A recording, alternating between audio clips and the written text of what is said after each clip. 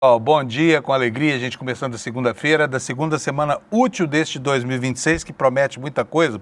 E olha, antes de começar, eu preciso confessar aqui para vocês que uma das maiores angústias do jornalista são aqueles dias em que a gente não tem como servir uma notícia alvissareira, uma notícia boa sequer para a audiência, né? E isso tem sido muito comum no nosso noticiário aqui, porque com o mundo no caos em que anda, né? Com as preocupações todas, com o cenário que está se armando aí, enfim, tudo isso tem feito com que a gente apresente um noticiário muito negativo aqui. Mas hoje, nessa segunda-feira, 12 de janeiro de 2026, eu tenho uma notícia maravilhosa para você que está acordando agora. O Brasil ganhou 2 Globos de Ouro ontem, tá? O cinema brasileiro está bombadaço lá nos Estados Unidos. Wagner Moura e também o Agente Secreto brilharam na noite dos Golden Globes lá nos Estados Unidos, né? Isso é muito bom porque coloca de novo o cinema brasileiro na fila do Oscar. Quem sabe se pela segunda vez consecutiva a gente vai conseguir a estatueta que nunca antes na história a gente conseguiu, né? O Agente Secreto é um grande filme, se você não viu, veja. Eu tenho aqui as minhas críticas a ele, mas estou abrindo mão de fazer qualquer crítica porque a opinião pública mundial parece que gostou, e principalmente a crítica mundial gostou demais desse filme. Então eu devo estar enganado com relação àquilo que foi a sensação que eu tive ao fruir do filme, da fruição, já que eu não sou crítico de cinema, não sou nada, eu tenho o olhar do leigo, né? O olhar daquele que senta no cinema e aproveita o que vai pela tela. Então quero dar os parabéns para o Wagner Moura e para toda a equipe que fez esse filme brilhante que está colocando a gente aí de novo em evidência. E esse é só mais um sinal de que o Brasil, gente, está na moda aí fora, hein? O Brasil é um país que tem hoje o status que tinha há algum tempo, por exemplo, a Austrália, né? A Nova Zelândia, países que de repente despontam no noticiário internacional por causa da sua diversidade, por causa da sua cultura, por causa da sua democracia, né? E nós estamos aí brilhando aí, dando exemplos para o mundo. Tomara que continue assim, né? Apesar de tem muita gente que não quer isso, que preferiu um Brasil avacalhado, esculhambado, deprimido, né? Mas não é nada disso que está acontecendo. Então, até no cinema, que era uma seara onde a gente só havia tangenciado essas grandes premiações aí, agora todo ano nós estamos ali na bica de receber os maiores prêmios. Não só na bica, recebendo mesmo os maiores prêmios, né? E é assim que a gente começa o noticiário deste dia de hoje, esta segunda-feira, né? Que vai abrindo a nossa segunda semana útil do ano. E eu vou já chamar o meu companheiro Alex. Bom dia, doutor Alex. Como foi seu fim de semana? Bom dia, Panunzio, perdão, aqui eu tô meio nervoso. É nossa audiência, boa Alex? Semana pra nós. Meu fim de semana foi maravilhoso, mas foi triste por conta desse calor que tá fazendo aqui em São Paulo. E o seu, Panunzio, como foi? Meu foi bom, eu gostei do calor, viu? Deu até para dar um mergulho na piscina, então teve bom. É porque eu sou calorento, Panunzio. Então eu fico triste. Eu também sou, mas eu não fiquei triste não, estava lindo o dia, os dias estavam lindos, né? Sim. E enfim, as ciclofaixas voltaram aqui em São Paulo, então estava todo satisfeitão ontem, né? E fiquei muito feliz com a notícia do fim do dia, né? Do começo da madrugada aí, que foi a história de um agente secreto, né? Sim, isso Mas vamos falar das coisas do futebol, Alex. O que nós temos de novidade aí para essa semana? Voltamos já não? Ou continuam as férias? Voltamos, lembrando que vou tentar trazer um pouco dos estaduais de todo o Brasil. Eu sei que a audiência vai reclamar que a gente vai deixar um ou outro time ali de fora, mas hoje eu só trouxe alguns jogos do Paulistão, que é o campeonato que eu mais acompanho aqui, por ser da minha cidade. E Panunzio, finalmente voltamos, e eu trouxe aqui os 4 jogos dos 4 grandes aqui de São Paulo. O Campeonato Paulista começou no sábado e o Santos ganhou de 2-1. O Neymar não estava jogando, para nos estar numa lesão ali, voltando, estava na pré-temporada a mais. E o Gabigol, que é a grande contratação ali do Santos, voltou e fez o gol de empate ali do Santos contra o Novo Horizontino. E após o Tassiano fez o gol na vitória do Santos. O Palmeiras conquistou a vitória em cima da Lusa, 1-0, o gol do Luigi. Foi um jogo que eu fiquei meio estressado, Panunzio, foi 8h30 da noite no sábado, e o Palmeiras já começou me tirando estresse. E ontem, Panunzio, tivemos os jogos entre Corinthians e Ponte Preta, 3-0 ali pro Corinthians, e o Mirassol ganha de 3-0 do São Paulo. Eita, que tá nós, passando vergonha dentro e fora de campo, Panunzio. Meu Deus do céu, esse Mirassol, vou te falar uma coisa, a gente não se cansa de falar bem dele aqui, né? Sim. Repetindo, uma cidade de 65 mil habitantes que conseguiu manter aí um time muito muito bacana, hein? 3-0 no São Paulo. Minha neta que vai ficar aborrecidíssima, porque ela é São Paulina roxa. Sim. Mas, enfim, mesmo placar do jogo do Corinthians contra quem aí? Que foi Contra o Ponte Preta. Ponte Preta, a Raposa, a Macaca. Isso é a Macaca mesmo. ainda? Isso é a mesmo, Macaca, Panuso. né? E lembrando que o Mirassol, ele tá segredo. numa grande fase pela diretoria, né, Panuso? A diretoria do Mirassol está pensando grande, tanto que teve uma reformulação ali no time do interior de São Paulo. O que acontece? Eles venderam alguns jogadores, porém eles contrataram alguns, e um dessas contratações, o Lucas Mugni, que veio lá do Ceará, fez o gol ontem contra o São Paulo, então já foi aquela estreia. E do outro lado, Panuso, a gente verifica uma diretoria bem abaixo a do São Paulo. O que está acontecendo lá no time do Morumbi, Panuso, é algo triste. Ontem, durante o jogo no Fantástico, saiu aquela matéria sobre o escândalo que está acontecendo ali contra o Júlio Casares, e é algo bem triste porque alguns empresários de jogadores já estão reclamando da direção no treinador, e ontem mesmo o Luciano falou para a torcida do São Paulo se preparar, que esse ano vai ser mais difícil que o normal, então ele já está meio que explicando para a torcida São Paulina que esse ano será difícil, Panuso. Então, vai ter impeachment essa semana? Isso, sexta-feira vai ter uma votação de impeachment lá do São Paulo entre os sócios, lembrando que após essa votação, se for favorável, ainda vai para outros trâmites ali no clube de São Paulino, que vai verificar a possibilidade do impeachment do Júlio Casares por conta daqueles episódios do camarote, que primeiro foi da esposa, mas depois teve ligação com ele por ser presidente do clube do São Paulo, Panuso. Bom, Alex, deixa eu fazer um teste com você, dos seus conhecimentos futebolistas. Bota nessa tela minha aqui no ar, fazendo favor. Coloquei. Você conhece essa camisa verde aí? Esse é o time lá do Uberlândia Esporte Clube, Panuso. Isso nós não combinamos não, tá, gente? Como é que você reconheceu essa camiseta aí? Eu tá reconheci legenda, mais né? ou menos pelo símbolo e também por ser o grande time do Fábio Panuso, o maior repórter ali de Minas Gerais, Panuso, e jornalista. Assim como o Uberlândia é o maior time do Brasil, né? Olha as manchetes. Eu não me conformo com isso, tá, gente? Mas a manchete é sempre assim, ó. Mineiro, jogo de pouca inspiração, Uberlândia e Tombense. Já ouviu falar no Tombense, não? Sim. Teve um jogo que eu fui contra o Palmeiras, que o Palmeiras ganhou na Copa do Brasil, há uns 2 anos atrás. Né? Pois é. Ei, Uberlândia, não é à toa que o esporte principal lá é o vôlei, viu? Seguido pela peteca de quadra. Mas o empate foi um grande resultado por Uberlândia, né, Panuso? Deve ter sido um resultado maravilhoso. Melhor do que a derrota, né? Isso mesmo. Lembrando que o Uberlândia estará na Copa do Brasil. Vamos torcer para chegar longe, Panuso. Tá na Copa do Brasil? Na primeira divisão? Não, tá na Copa do Brasil, vai estar nas primeiras etapas ali da competição, que é mata-mata, mas estará numa grande competição nacional, Panuso. Então, pessoal, o time do Uberlândia é um time que merece uma chance, tá bom? Vamos dar essa chance para ele, tá? Vamos nessa, Panuso. Bom programa. Beleza. Um abraço, Alex. Bom dia para você. Gente, vamos para a previsão do tempo aqui. Daqui a pouquinho eu vou dar as manchetes para vocês, tá bom? Tá aí o mapa do Brasil. Hoje, dia raro, sempre tem algum alerta vermelho por aqui, né? Ainda mais nessa época agora que é verão, chuvas torrenciais e tudo mais. Mas hoje o mapa tá só com esses alertas em amarelo aí, que são alertas de perigo potencial. Ou seja, pode ser que chova, pode ser que não sei o quê, né? Nessa faixa que vai desde lá do norte do Brasil e vem até o litoral do estado de São Paulo, da região sul, né? E depois, na faixa lá da Bahia, de Salvador até o sul da Bahia, outro alerta de perigo potencial de chuva, mas esse alerta é o mais tranquilinho de todos, tá? Então hoje vai ser um bom dia, se as previsões se confirmarem, para a nossa meteorologia. Vamos ver como é que ficam as temperaturas. Chuva grande mesmo, olha, só nessa área aqui central aqui, Mato Grosso, Tocantins, sul do Piauí e sul do Pará, tá? O restante chuva leve, tanto no norte quanto no sul, e aqui nessa faixa mais clara, no interior do Nordeste, seca brava, né? Tá faltando água por lá. Vamos às temperaturas aqui então. Porto Alegre, pode chover à tarde, temperatura de 27 graus, Florianópolis 29, a mesma previsão, Curitiba idem, com 26 graus, São Paulo, chuvas, gente, a temperatura, ontem, tudo bem, ontem foi um dia de folga, tá quase todo mundo descansando, beleza, né? Dava para, enfim, ligar o ventilador, mas hoje, 36 graus São Paulo, a gente vai passar mal aqui, viu? Só que estão previstas chuvas à tarde, tá? E essas chuvas podem ser chuvas complicadas. Por enquanto, temos uma previsão de um dia com muitas nuvens no céu, tá?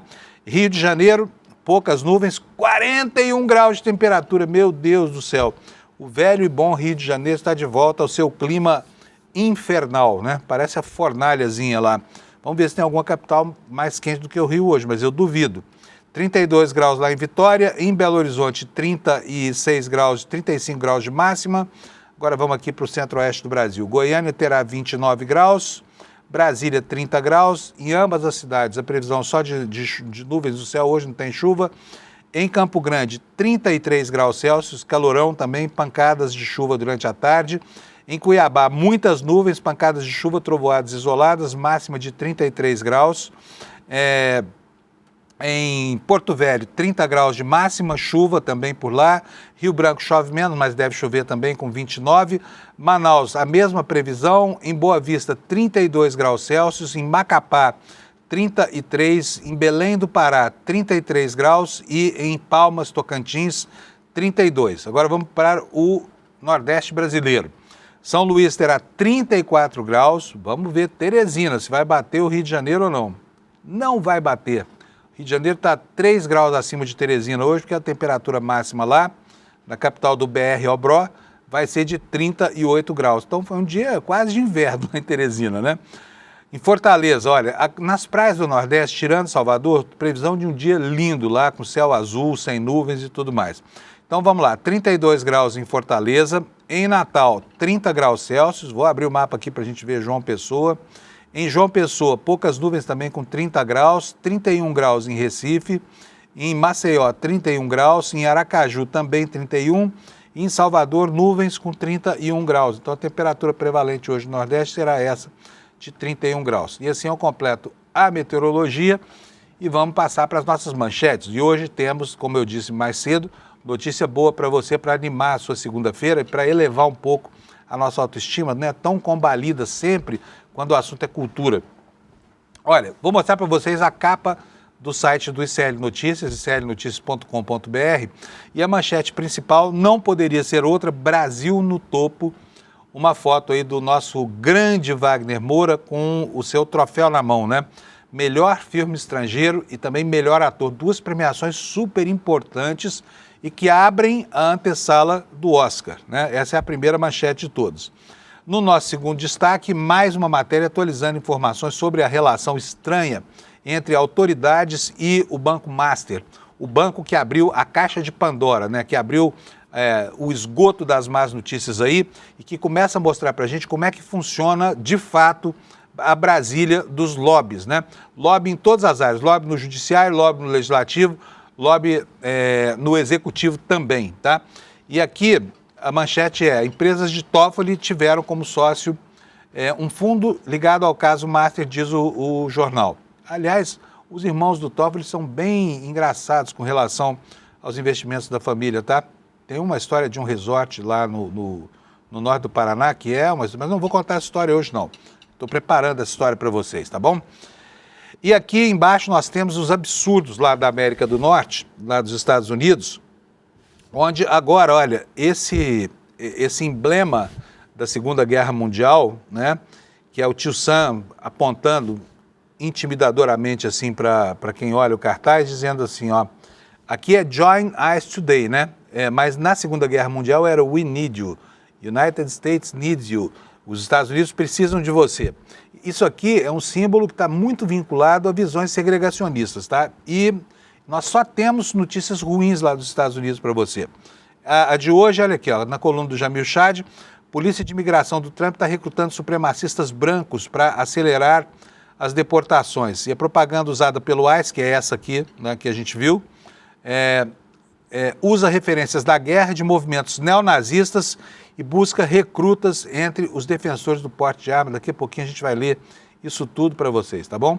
Aqui entre os destaques secundários do nosso site, o assédio do Comando Vermelho, né, a vilas de pescadores no litoral norte no litoral sul do Rio de Janeiro. O Comando Vermelho avança sobre vilas caiçaras de Paraty e impõe taxas a barqueiros. Depois de controlar o transporte por moto, né, por mototáxi nos morros do Rio e também em Angra dos Reis, agora chega a Paraty, a área de influência dessa organização criminosa que está mesmo se constituindo como uma espécie de máfia, né? Enquanto os nossos congressistas brincam de manter projetos importantes que dariam ao governo armas para combater esse tipo de coisa no no escuro, né? No limbo dos projetos que não conseguem avançar lá na Câmara. Vamos ver se a partir de fevereiro, quando o expediente for retornado em Brasília, se essa gente acorda para o fato de que essa é uma situação absolutamente urgente, né?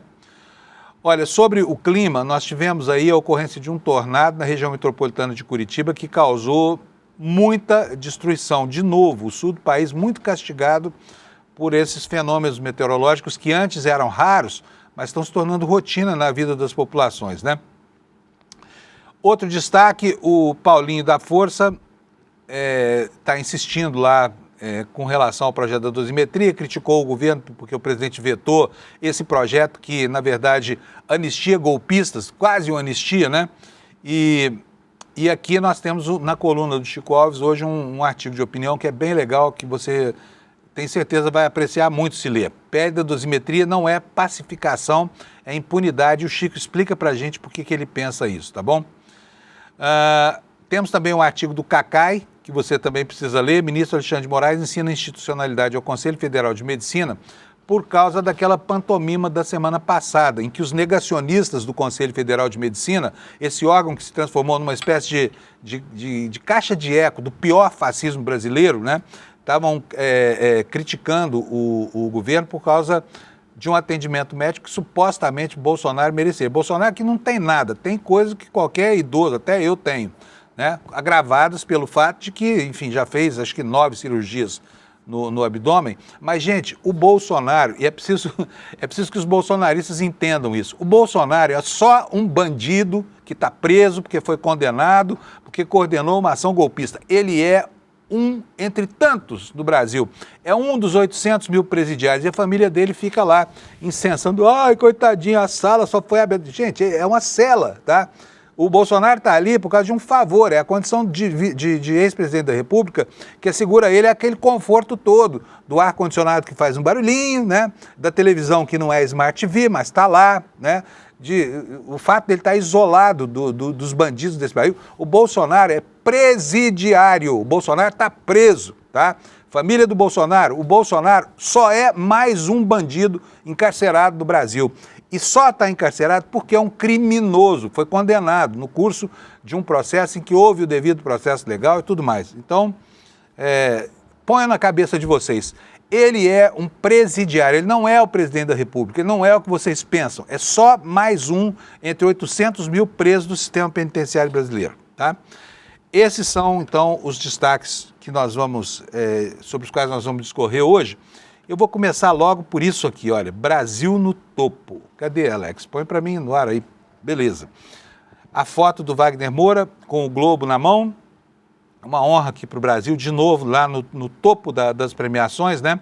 A agência da AFP, que está no nosso site aqui, dizendo o seguinte: o cinema brasileiro viveu uma das suas noites mais marcantes do Globo de Ouro neste domingo em Los Angeles, com o Agente Secreto de Kleber Mendonça Filho conquistando o prêmio de melhor filme de língua inglesa e Wagner Moura sendo consagrado melhor ator em filme de drama. Dobradinha que colocou o Brasil no centro da principal premiação que antecede o Oscar. Reconhecimento que veio por um mesmo trabalho. Em Agente Secreto, Moura interpreta um personagem imerso numa trama ambientada durante a ditadura militar, marcada por tensão psicológica, por ambiguidade moral, críticas às estruturas de poder, elementos que dialogam com a tradição autoral do diretor e ajudam a projetar o filme como um dos títulos mais celebrados da temporada internacional de prêmios. Aqui uma declaração entre aspas, olha, é um filme sobre memória, a falta dela, um trauma geracional. Acho que se um trauma pode ser passado por gerações, os valores também podem. Esse prêmio vai para quem está seguindo os seus valores em momentos difíceis, disse o ator baiano em seu discurso quando foi lá receber o prêmio. Apesar do reconhecimento individual e do prêmio internacional, o Agente Secreto acabou derrotado na categoria de melhor drama, né, que ficou com Hamnet, da diretora chinesa Chloé Zhao. Ainda assim, o longa brasileiro se consolidou como um dos títulos mais comentados da temporada, ampliando a sua projeção internacional e reforçando a presença do Brasil na corrida pelos grandes prêmios do cinema brasileiro.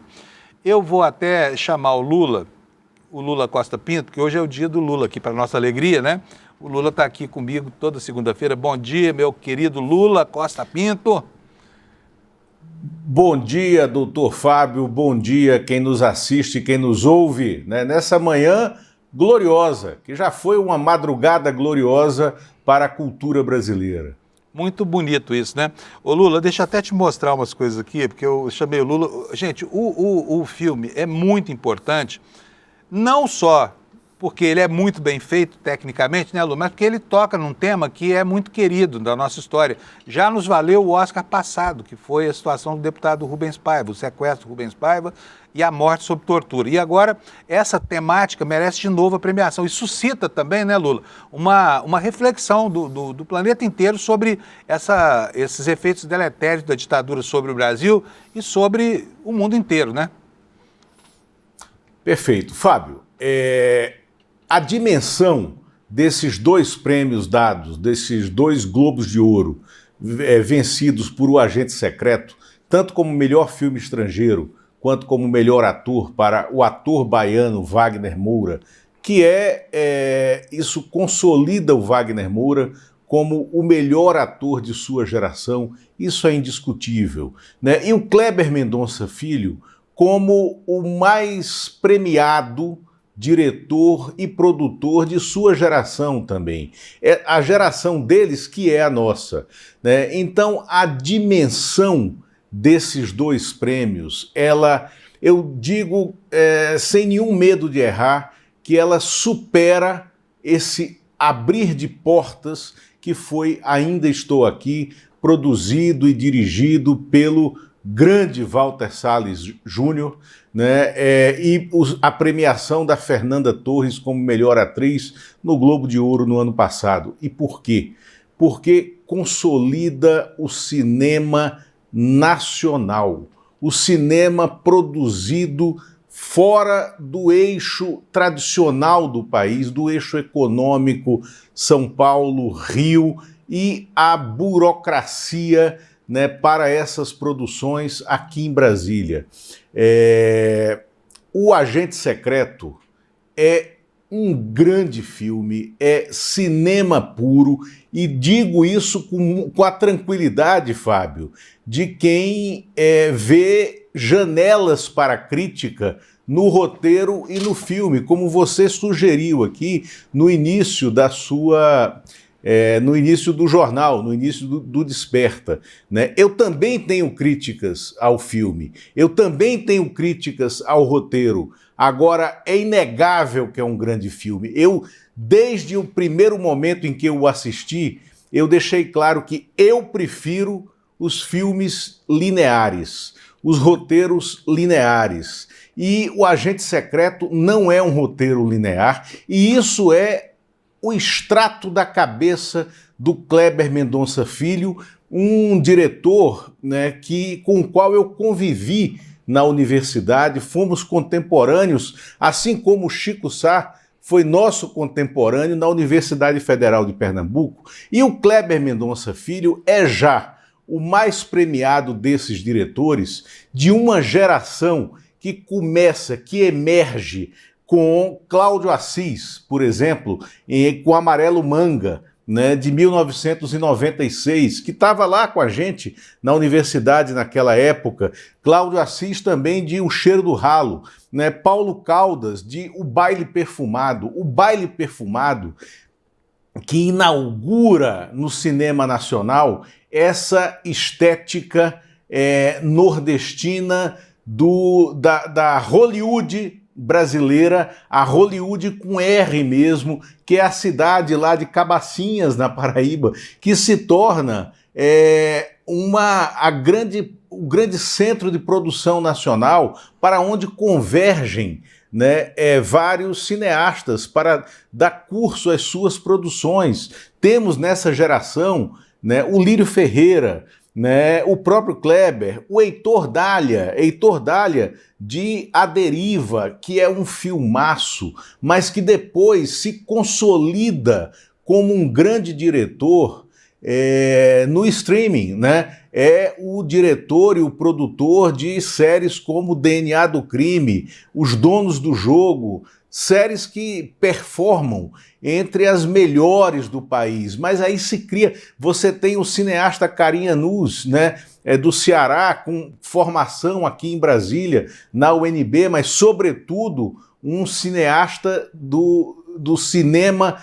dessa escola nordestina e que está à margem e vencendo as barreiras, né, da produção, né, da indústria cultural fora do eixo empresarial Rio-São Paulo, e isso é fundamental na premiação do Kleber Mendonça Filho, com uma temática que remete à ditadura, mas que não é uma denúncia direta da ditadura, é a violência da ditadura dentro das nossas vidas, na estrutura universitária brasileira, numa cidade que não estava no centro de poder naquele momento, que é Recife, o momento em que o filme transcorre, o corte temporal do filme é no início do ano, como hoje, é entre as prévias de carnaval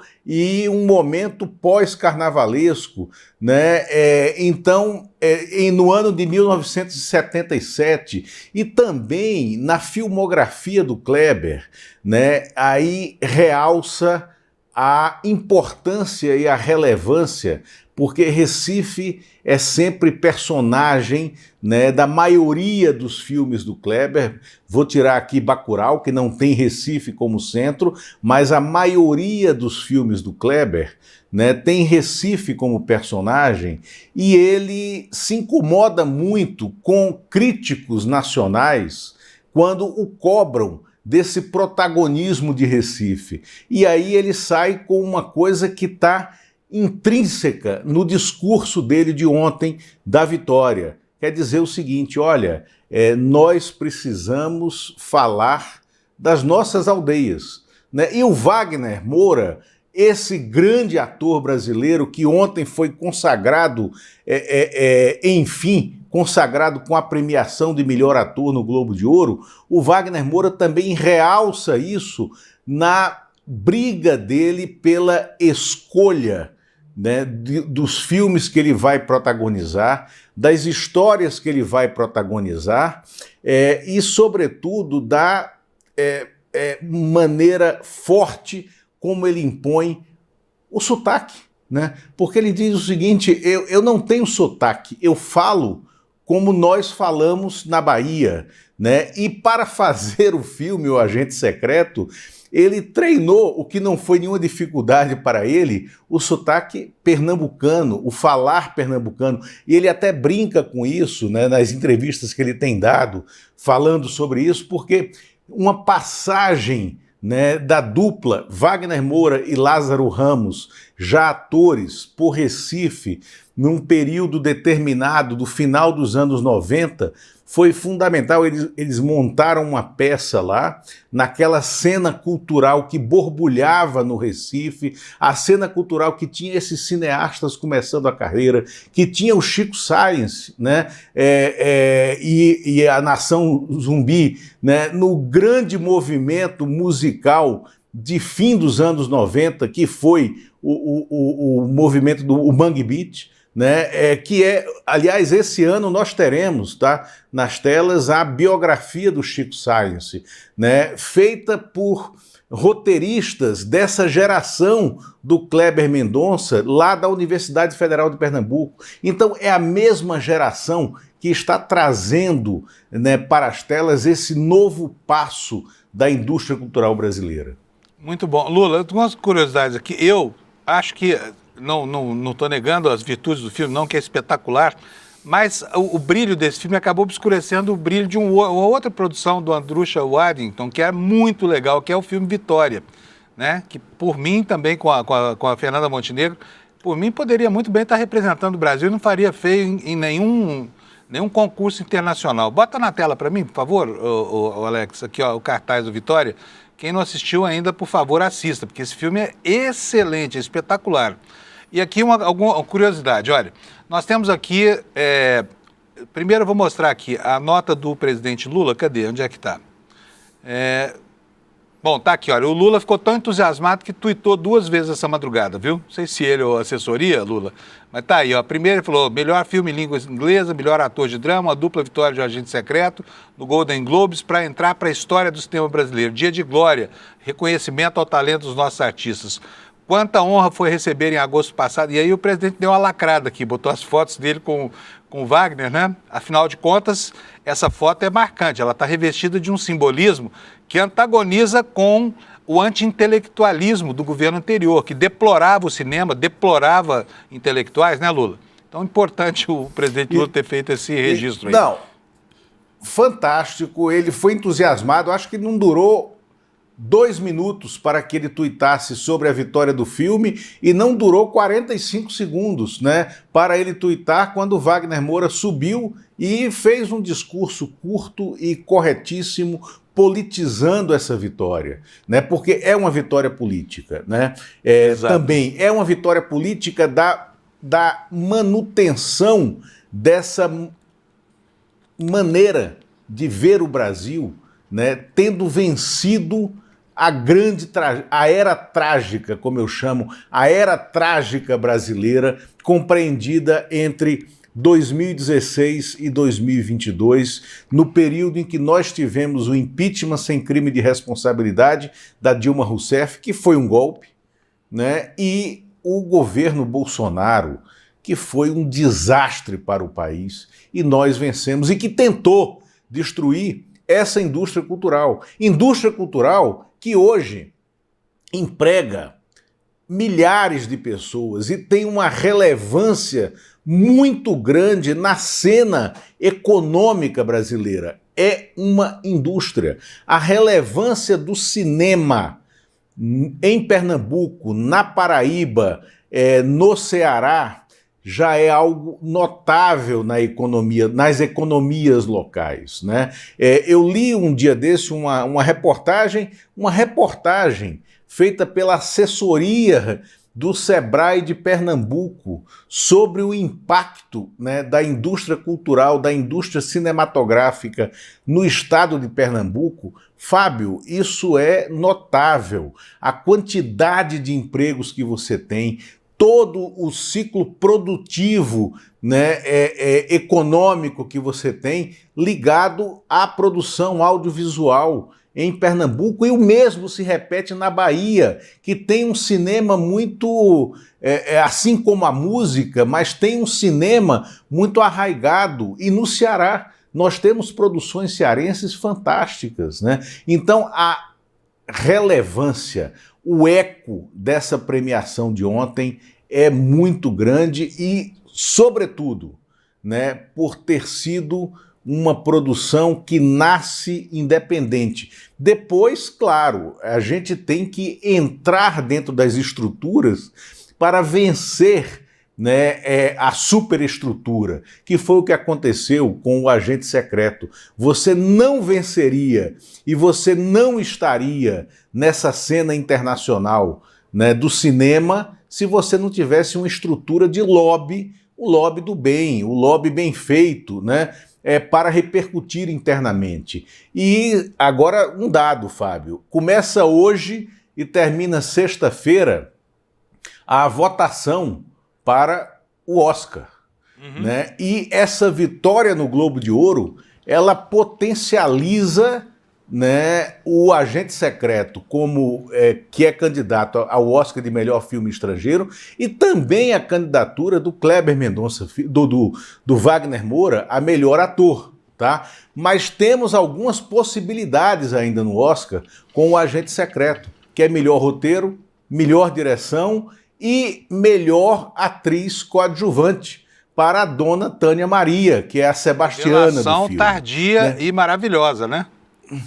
Exatamente. Agora, as críticas ao filme que eu tenho, né, eu acho um filme espetacular, mas eu vejo de formas diferentes alguns pontos. Eu quero fazer ao próprio Kleber, que eu e o Chico Sá estamos chamando há algum tempo para que ele venha aqui no ICL, né, debater conosco o seu filme, né?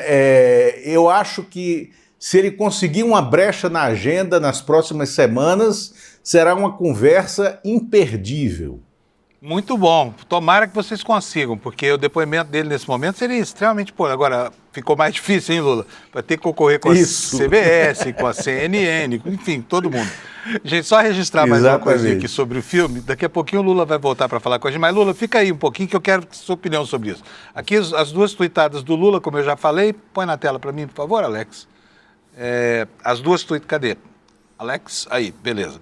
Bom, então tá aí, ó, um celebrando o filme, outro celebrando o Wagner Moura. Sobre Wagner Moura, o presidente diz o seguinte: o cinema brasileiro, mais uma vez no topo do mundo, sensacional a vitória do talentosíssimo Wagner Moura como melhor ator.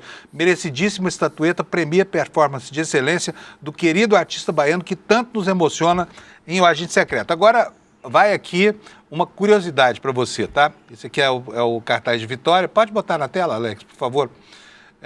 Tá aí, olha, uma nota do Ministério das Relações Exteriores, do MRE, tá, do Itamaraty, dizendo o seguinte: o Ministério das Relações Exteriores recebeu com satisfação as conquistas de O Agente Secreto, patati patatá. O MRE atua tradicionalmente na internacionalização do audiovisual brasileiro, promovendo obras nacionais em festivais, etc, etc, tá?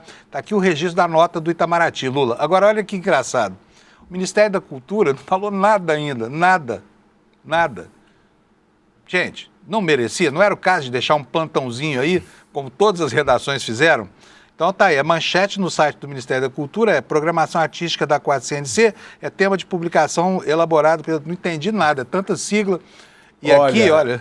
Fábio, eu não tinha reparado nisso, é inacreditável, e ainda levando-se em conta que a ministra é baiana, a Margareth Menezes, né, que tinha que saudar o seu contemporâneo de idade, de geração, Wagner Moura, né, se não fosse só o Kleber Mendonça e o filme, né, mas também o ator, o melhor ator, e mais, a Margareth Menezes é uma falha profunda da assessoria dela, que sairá daqui a 2 meses do Ministério para disputar uma vaga de deputada federal pela Bahia.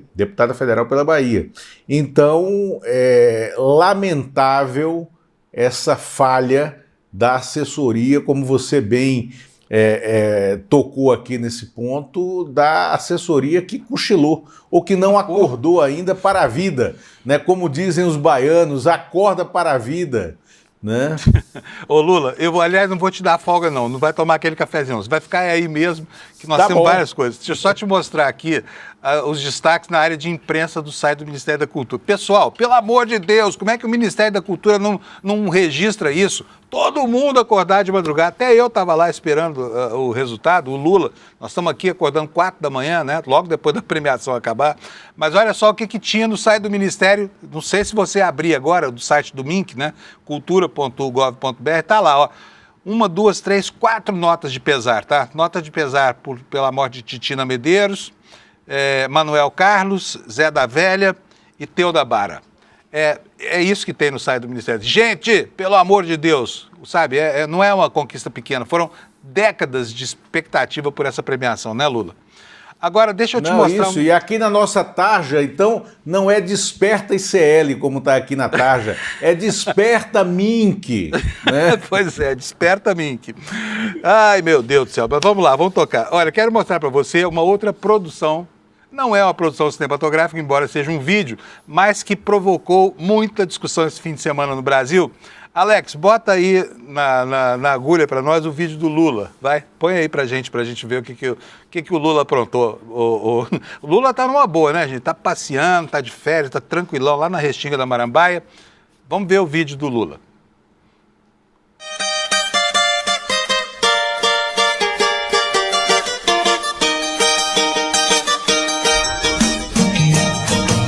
O que é sagrado aqui é a gente perceber mais humildade da nossa vida.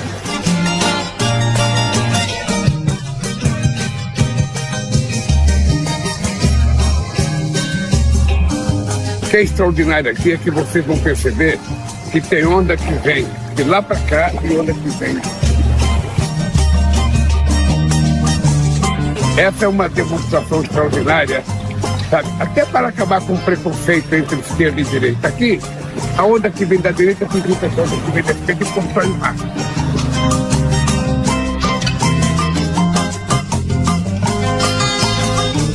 Extraordinária virtude da natureza que faz aquilo que a gente não imagina que seja possível ser feito.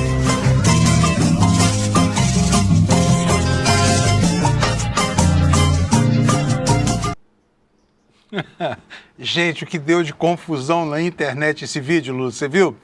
Porque o Lula tá inteiraço, ele com 80 anos de idade tá inteiraço, tá aí, ó. E aí começam, evidentemente, as comparações, né, Lula? Alex, mostra aí minha tela, por favor. A internet estava cheia desse tipo de meme aqui. À esquerda, né, tá aí, ó, o atleta de um lado e o cachaceiro do outro, né, pra vocês verem, né? E a diferença aí de idade é 10 anos exatos, tá? 10 anos. Vejam só aquele que tinha o físico de atleta, como é que se encontra, e o outro, né, que está aí com 80 anos de idade, físico, esse sim, de atleta, né? Agora, olha só, comentários que apareceram aí depois disso, Lula. À direita, tá? Paulo Barbosa, ou é Photoshop, ou IA, ainda o tal sósia, de qualquer forma, adivinha, o PT tá mentindo. Então, que inconformismo da galera. Cara de preda. Assim, meio que eu tô achando que é o clone dele. É o que disse aqui. Kátia, eita que o gado ficou puto. Não é o Lula, é o clone dele. Os ETs confirmaram. Então a internet ficou coalhada disso aqui. O último comentário aí debaixo de tudo, Marcos, não sei o quê. Estão apelando, pura propaganda. O cachaceiro real, curtido em 51 em fumo, está longe nessa farsa. Quer dizer, não se conformam, né, Lula? Não se conformam, e aí a gente pega a Michele Bolsonaro tendo que transformar a queda da cama do Jair Bolsonaro em case, né? Tinha até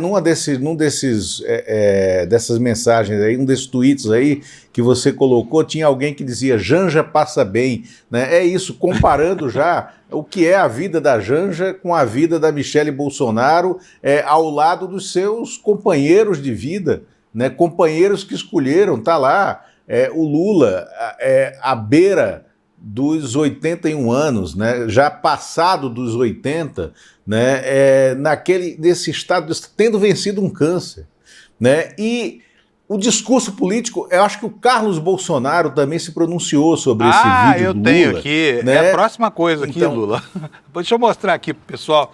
O Carlos Bolsonaro ficou o pé da vida, não se conforma, tá bravo o homem lá com essa foto, negócio do o Lula todo bonitão, sarado, e o pai dele naquele estado deplorável, né? Olha aí o que ele escreveu, ó. Há hoje mais sites alinhados à esquerda e perfis nas redes sociais produzindo fake news sobre Lula em sua praia privativa, distorcendo fatos, criando comparações esdrúxulas. Quem está comparando, meu filho? Foi só ele mostrando o que está acontecendo. Mas vamos lá, espalhando narrativas deliberadamente enganosas de que o marido de Fátima Bernardes abriu de porta. Não dá nem para entender o que esse cara escreve. Mas vamos lá, olha. Mais um escândalo e ainda assim o STF não dá opinião. Não sei do que ele está falando, então vou pular esse parágrafo, vou te poupar de ter que ficar sabendo disso. E por fim, ele escreve aqui no terceiro e último parágrafo, né? Mais um dia se passa e a chamada democracia inabalável segue firme na sua inércia, pujante em sua seletividade, independente apenas da coerência. Agora, repara o detalhe na última frase, Lula. Viva la revolution, revolution. Eu não sei que diabo de palavra é essa, mas está aqui, olha aí, ó. Viva la revolution. Ele começa em espanhol, vai para o francês, aí termina a palavra em inglês, enfim...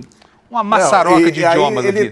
Na verdade, ele tuita em javanês, né? Javanês que é uma língua inventada pelo bolsonarês. Na verdade, é uma derivação do bolsonarês. Mas o que é que irrita? É o momento político, né, do ano eleitoral que se inicia, Fábio. E aí, do outro lado, do lado do Carlos Bolsonaro, o que a gente vê? A grande confusão. Porque aí eu quero trazer para cá uma confusão que vai marcar a semana, que é a possibilidade de racha na federação PP-União Brasil, que formaria, teoricamente, o maior partido da Câmara dos Deputados, com 106 parlamentares, com 12 senadores, e que começa a dar, e que estariam juntos né, na eleição e que teriam que ficar juntos por 4 anos, mas começa a dar um estresse,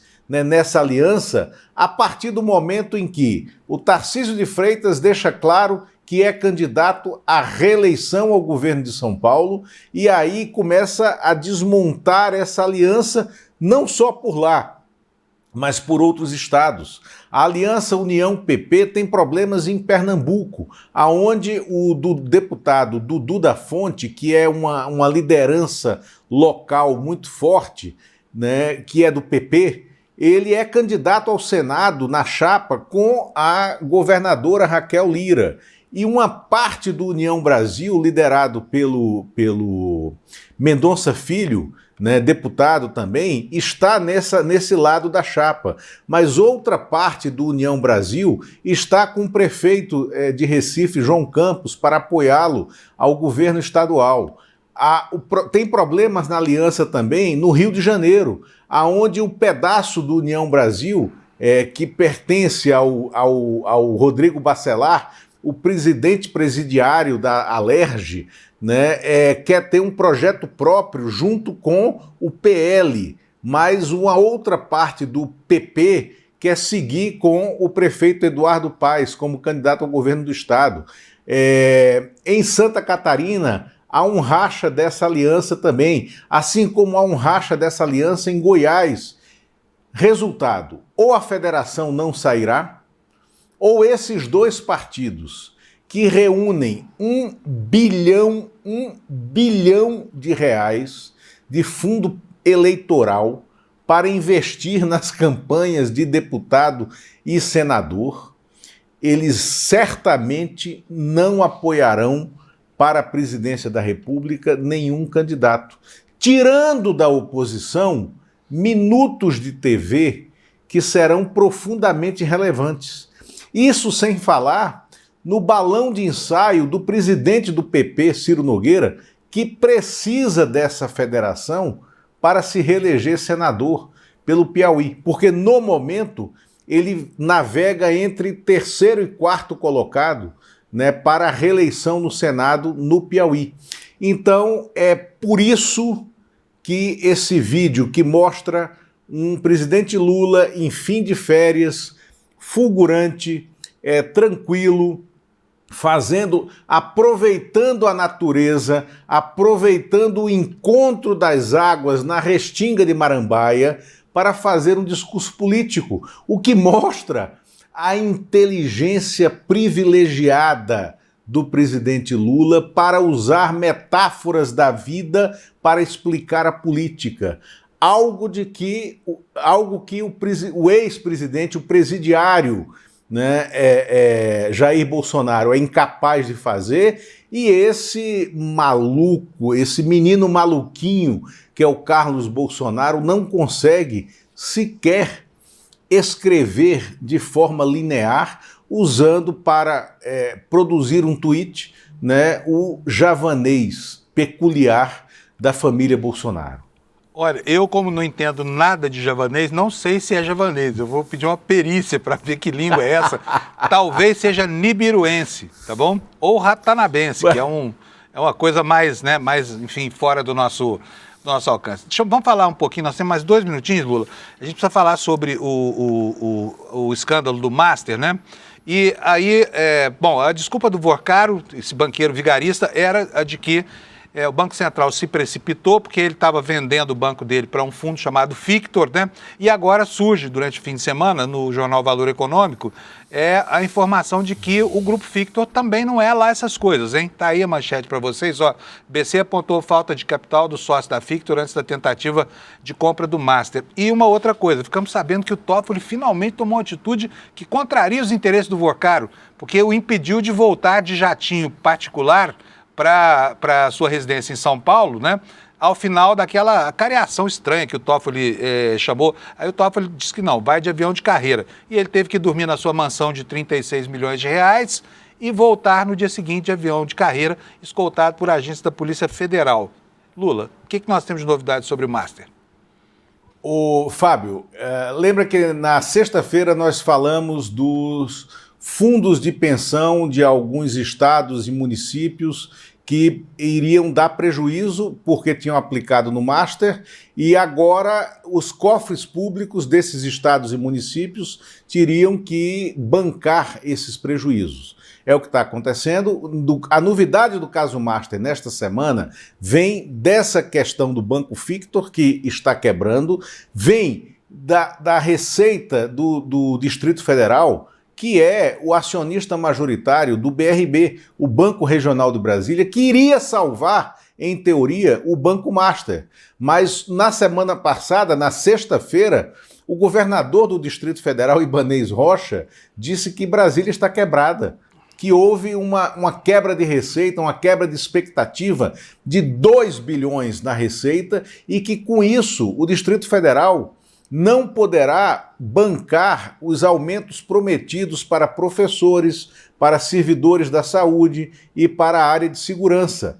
O que é uma quebra de expectativa, aí sim, eleitoral do grupo político dele, que imaginava que a eleição da Celina Leão, vice-governadora dele, seria um passeio aqui no Distrito Federal. E não será, porque esse impacto nas contas de quem investiu no Banco Master, de quem entrou naquela roda da fortuna, naquele esquema de pirâmide dos investimentos do Banco Master, é o que surgirá, é a agenda da semana. E em relação ao ministro Dias Toffoli, Fábio, esse fato que veio à tona numa reportagem do portal UOL, publicado hoje na Folha de São Paulo, dos familiares dele com os investimentos no setor hoteleiro, no litoral baiano, com investimentos ligados à REAG, que era a corretora financeira que fazia os investimentos de esquema de pirâmide, né, do Grupo Master, né, e que foi descoberto pelas investigações da Operação Carbono Oculto, com ligações com o PCC. Isso também pautará a semana. Isso está expondo de forma constrangedora, né, o ministro Dias Toffoli, que deverá anunciar até o fim, né, do mês de janeiro a continuidade das investigações fora da alçada do Supremo. Por quê? Porque não há nada que faça com que as investigações do Banco Master tenha que ter foro privilegiado, né? Então o Toffoli vai abrir mão dessa ascendência sobre o caso Master. E ele está pressionado a isso pelos fatos que estão vindo à tona. Quer dizer, depois que o presidente do TCU recuou, agora quem recua é o Toffoli. Porque é óbvio que isso é uma transação tão nojenta, tão cheia de sujeira, de sacanagem mesmo, que a presença do Toffoli ali ia pegar pior para ele do que já pegou, né, Lula? Vamos falar sério, é um absurdo. Exatamente. Olha, e aí está trazendo à tona relações da família do Toffoli com empreendimentos, por exemplo, aquele resort Taiaiá, lá no norte do Paraná, onde em 2021 ele já foi levado com escândalo por um avião da Presidência da República para passar um fim de semana lá descansando e que diziam que era dos irmãos dele. De fato, a família investiu lá. Até um dos irmãos dele, que é padre, deixou de ser padre por conta dessa história aí, desses investimentos. Mas, Lula, tá bom, o nosso tempo acabou, amanhã a gente conversa mais. Amanhã não. Se você quiser, amanhã sim, aqui você pode vir qualquer dia que você quiser. Tá bom, Lula? Estou sempre às ordens, é só você me chamar. Abraço, um abração para Fábio. você. Obrigado, viu, Lula? Gente, preciso falar com vocês sobre a questão lá nos Estados Unidos. Essa semana o pau quebrou lá, né, por causa dos eventos em Minneapolis, porque houve um assassinato, como você sabe, no fim da semana passada, de uma senhora chamada Renee Good, que abalou a opinião pública americana. E a partir daí, o ICE começa a sofrer uma campanha popular, né, de um rechaço popular, que é o que está acontecendo. Os moradores de Minneapolis descobriram qual era o hotel, um hotel Hilton, foram para lá, para a porta, e começaram a fazer algazarra lá a noite inteira para impedir que esses agentes pudessem descansar, né? E agora, olha só que os fascistas do governo Trump não se cansam de produzir novidades, tá bom? O Jamil Chad está contando para a gente hoje aqui no nosso site, e você precisa ler essa matéria, onde é que o Trump está indo buscar recursos para continuar a sua perseguição neonazista, né, aos novos judeus que são os latino-americanos, que nós latino-americanos aqui, ó, somos odiados por essa gente, tá? Nós somos o demônio para eles lá e eles são o demônio para nós. O Jamil está nos contando que a polícia de imigração do Trump está recrutando, então, supremacistas brancos, os famosos neonazistas, tá? O pessoal da KKK e tudo mais, né? Para quê? Para acelerar as deportações e ainda fazendo uso desse tipo de simbologia aqui, olha, notadamente fascista, né? Em que aparece aí um tio Sam com o dedo indicador olhando para a cara do sujeito que leu o cartaz e dizendo aqui, ó, Join ICE today, venha para o ICE hoje, tá? 50 mil reais de bônus, tá? Bom, vamos ver o que diz a matéria aqui do Jamil. Vou ler um trechinho para você, porque eu não tenho tempo de ler tudo, mas você lê daqui a pouquinho no nosso site, tá? A Agência de Imigração dos Estados Unidos lançou uma operação inédita para recrutar milhares de jovens americanos e ampliar a onda de prisões e deportações de estrangeiros. Com cartazes que remetem a um clima de que o país está em guerra, um dos focos foi apelar ao movimento supremacista branco para transformar na maior força policial doméstica federal. No fim de semana, milhares de americanos tomaram as ruas do país para protestar contra o ICE, depois que uma mulher foi morta por um dos seus agentes. Imediatamente, o governo Trump passou a veicular a ideia de que se tratava de um ato de terrorismo doméstico. A mulher que foi vítima, todo mundo viu, você viu isso aí, tá? Por parte da vítima, apesar de os vídeos mostrarem cabalmente uma outra realidade. Agora, eu vou mostrar para vocês aqui onde é que está a minha manchete do New York Times. Eu separei aqui para você, porque está lá na capa do New York Times a informação de que o governo Trump está jogando centenas de novos agentes do ICE lá nas ruas de Minneapolis, tá bom? Onde, aliás, foram registradas essas cenas de reação da população. Muito importante que a gente veja isso. Bota para nós, por favor, Alex, o segundo vídeo. Olha só como a população está enfrentando essa Gestapo, né? Que é, na verdade, o ICE, tá? Esse morador que contesta aí, dizendo o seguinte, ele questiona duramente os policiais, mas é americano, é negro. Vocês vão observar agora mesmo que se trata de quê? Olha aí, na camiseta dele, ó, Panteras Negras. Essa aí já é uma outra situação, tá? Eles abordam um homem num posto de gasolina e aí as pessoas percebem isso e começam com apitos, buzinas e tudo mais. E chegam com uma arrogância absurda, né? Fantasiados aí de soldados em guerra, com essas balaclavas aí no rosto. Esse aí é mais um episódio em que os agentes do ICE são confrontados pela população nas ruas. Olha, onde eles estão e são descobertos, a população vai e começa a buzinar, tocar buzina, a xingar. É uma espécie de desobediência civil de quem não aceita esse tipo de operação, tá bom? É um absurdo que a gente esteja vendo isso, né? Naquele país que até outro dia se arvorava em maior democracia do Ocidente, que a gente vê agora que era uma mentira, né? Gente, bom, já são 7h58, eu tenho que terminar aqui o programa. Vou pedir para o Alex botar para mim aqui, já está aqui, olha, a nossa promoção do dia, né?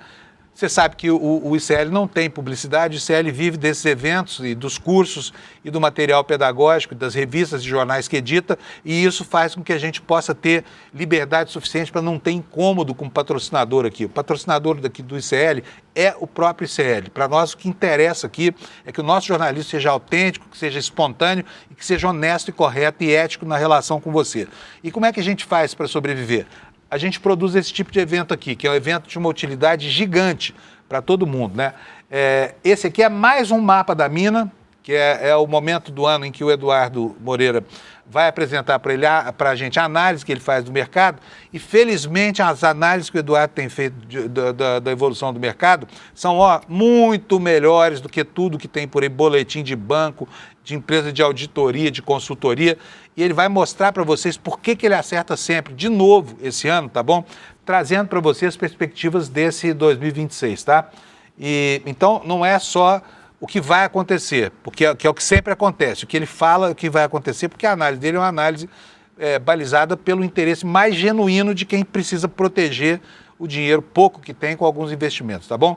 Para garantir a sua vaga, você pode vir aqui, olha, no despertacl.com.br e vai lá, deixa lá o seu nomezinho, tá?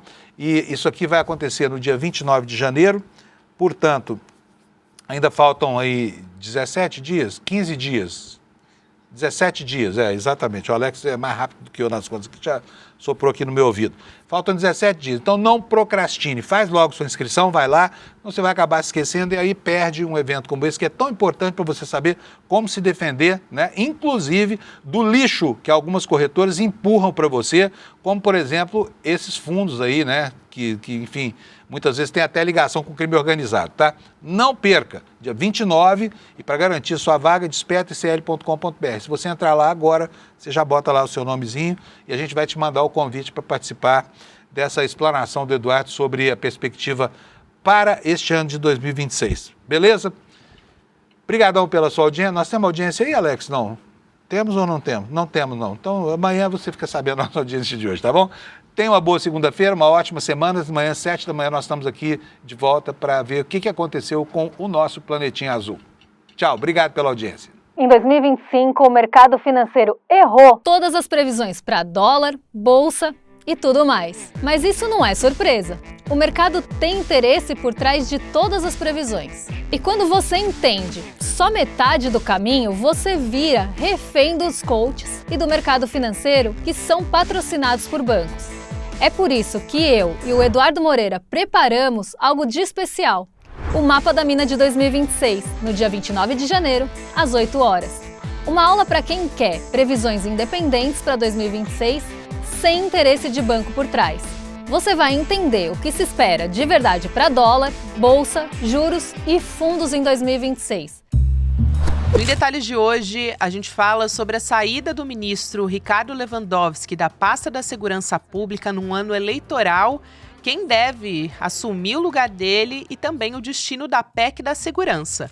Conversei com o jornalista investigativo do ICL, o Flávio VM Costa, a respeito desse assunto. Você acompanha hoje, a partir das 10h30 da manhã, depois do ICL Notícias, primeira edição. Te espero aqui.